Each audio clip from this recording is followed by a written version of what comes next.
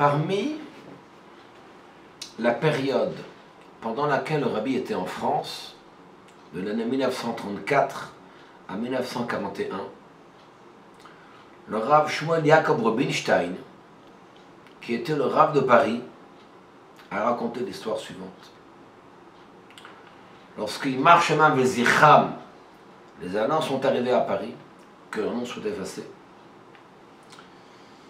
Ils ont, comme chacun le sait, mis en place le système non seulement de toile jaune, mais le désir, la volonté, bien évidemment, d'exterminer tous les juifs qui avaient dans ce pays en France. De quelle manière?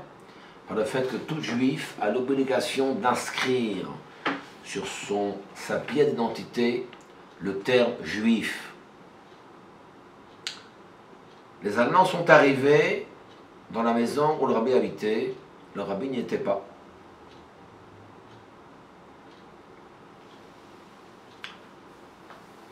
Précisément, ce n'est pas les Allemands, c'est la milice française qui a fait cela sur l'ordre des Allemands. Le Rabbi n'y était pas. Ils ont reçu entre-temps une réponse concernant leur demande d'inscription juif, mais finalement le nom qui était marqué lorsque la rabbinite s'est rendue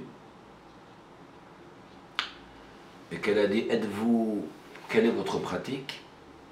Donc nous sommes orthodoxes, et il a été marqué sur le passeport par le mot orthodoxe, veut dire ici deux possibilités, soit orthodoxe juif orthodoxe, soit orthodoxe grec. Et c'était marqué, non pas juif, c'était marqué grec.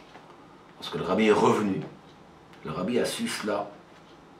Il a dit, Chad Shalom, Dieu préserve d'être ne serait-ce séparé de HaKadosh Baruch Hu d'Hachem, même ne serait-ce un morceau de papier. Et qu'à la place de marquer orthodoxe grec, on marque orthodoxe juif. Ce qu'il voulait. Il est reparti à la police pour se faire inscrire et faire la correction, non pas grec, mais juif. Quel Messirut Nefesh, quelle abnégation, quel dévouement. Ce qu'on appelle le Géon Israël, qu'un juif, quoi qu'il fasse, où qu'il aille, il est profondément attaché à HaKadosh Baruch Hu Hashem, il n'est pas prêt à s'en détacher. Il ne doit pas être prêt à s'en détacher, ne serait-ce sur le papier.